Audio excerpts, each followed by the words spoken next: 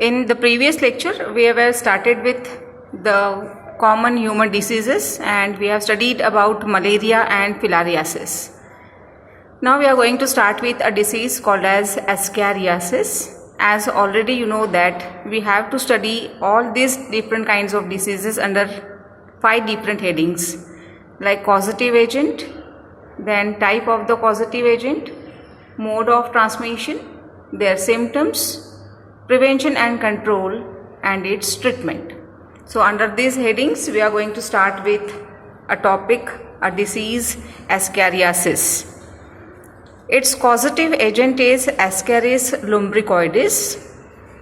It is a endoparasite. What do you mean by endoparasite?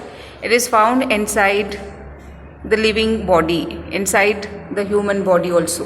Okay, so when the parasite is found inside the host body, they are called as endoparasite, and accordingly Ascaris lumbricoides is a endoparasite.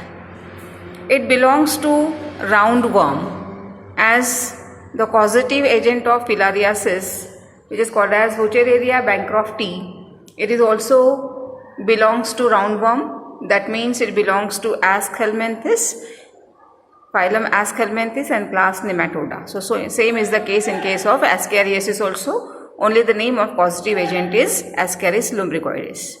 How it is transmitted? What is the mode of transmission?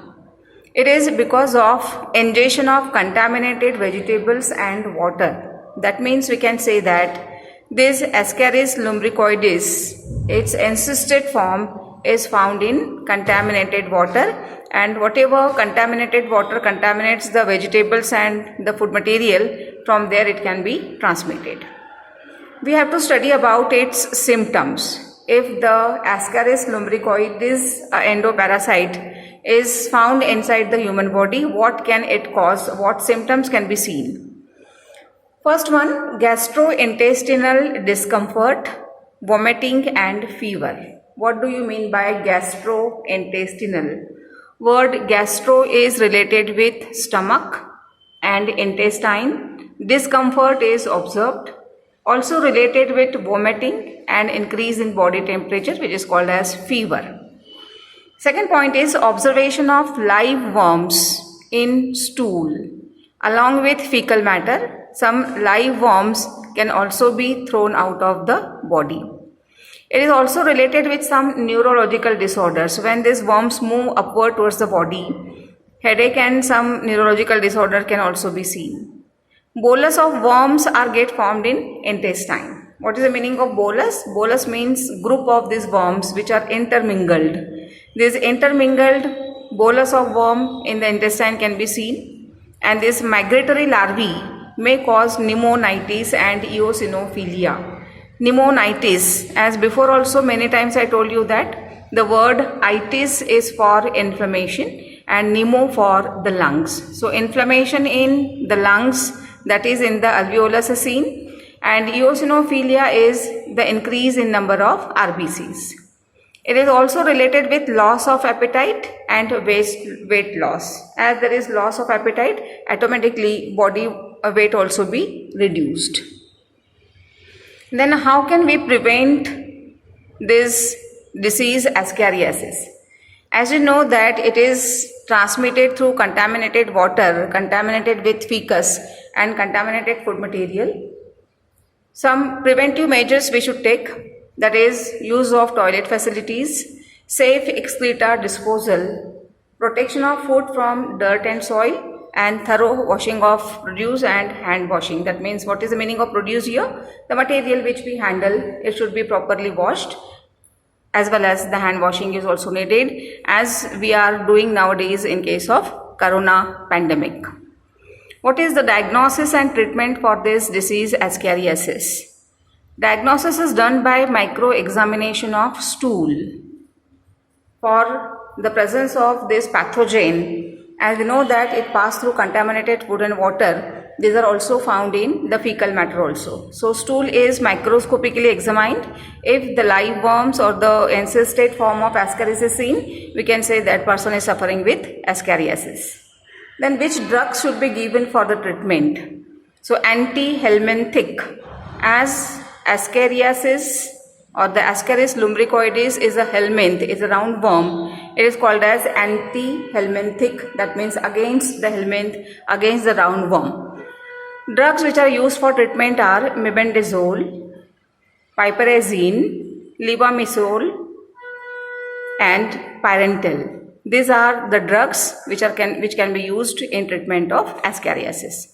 So this is all about ascariasis. Now we'll see the other type of pathogen. Here there is a life cycle for this ascariasis, for the Ascaris lumbricoides. We'll start with mature worms. This mature worm inside the human body, especially female, lays the eggs. This egg passed into the fecal matter. That means in the intestine of the human being, this female Ascaris, it lays the eggs which pass into the fecal matter. These eggs are hatched to form embryo.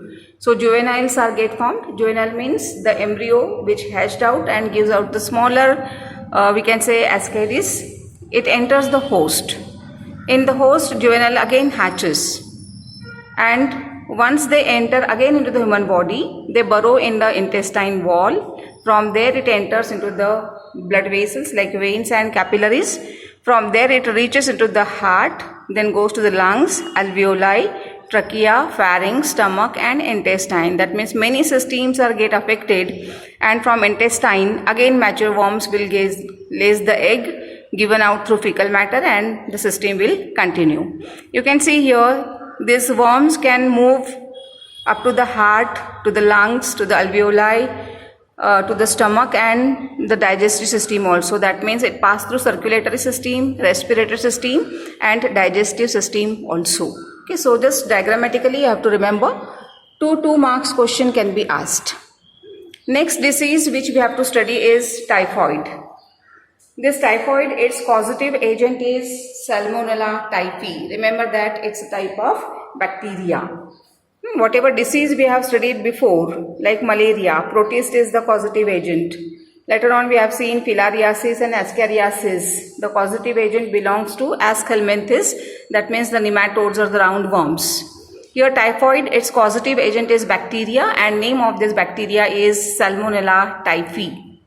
It is a gram-negative bacteria which is found in intestinal lumen of infected person. Again it is found in intestinal lumen, that means the cavity of intestine. What's the meaning of gram-negative bacteria? That means it cannot be stained by a stain which was prepared by scientist Gram.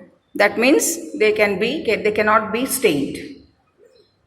Then pathogenicity is due to O antigen, a lipopolysaccharide which is found on the coat. What is this O antigen? We will see the diagram. So this is the diagram which shows outer covering which is labeled as somatic and O antigen or the cell wall antigen. So this O antigen is pathogenic, that means responsible for causing the disease. Flagella are shown. You can see the flagella here. These are the flagella, and this flagella, they consist of H antigen. This is not pathogenic.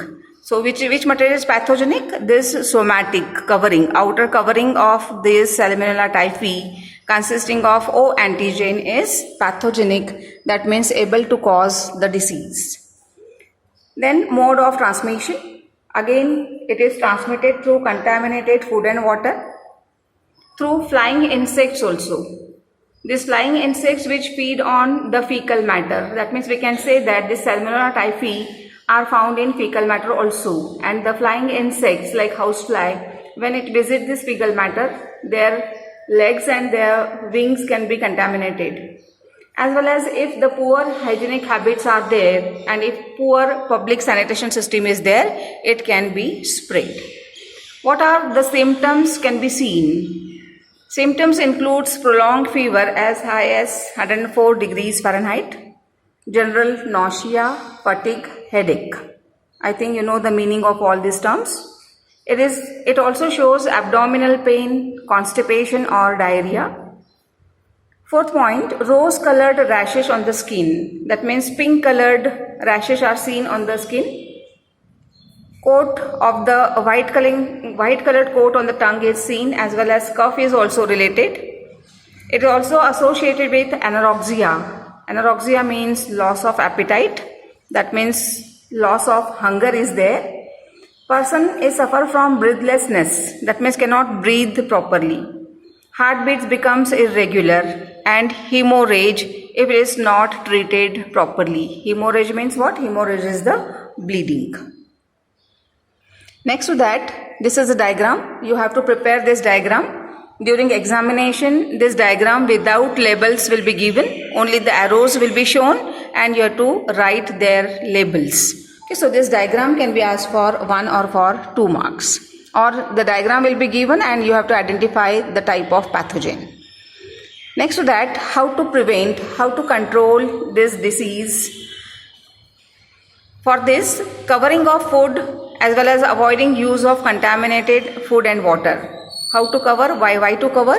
Because insects, housefly, and some insects when they visit the food material, at a time through their legs or through their wings, this pathogen can transfer. As well as contaminated food and water, roadside food, it should not be used because it may possible that is contaminated. For prevention, the vaccination is one of the way, one of the source. And for this, the vaccine is recognized by World Health Organization as live oral TY21A vaccine, and injectable is there. Injectable typhoid polysaccharide vaccine, which is called as Typhim VI or Typhorix. So here oral vaccine and injectable vaccine, 2 types of vaccines are provided. What is the meaning of oral? That means in the form of tablets, we can take it through mouth.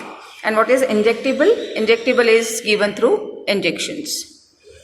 What is the diagnosis and treatment? That means if the person is suffering from fever or some more symptoms are seen, then how to diagnose this disease, typhoid? For that, one of the tests is there called as Vidal test.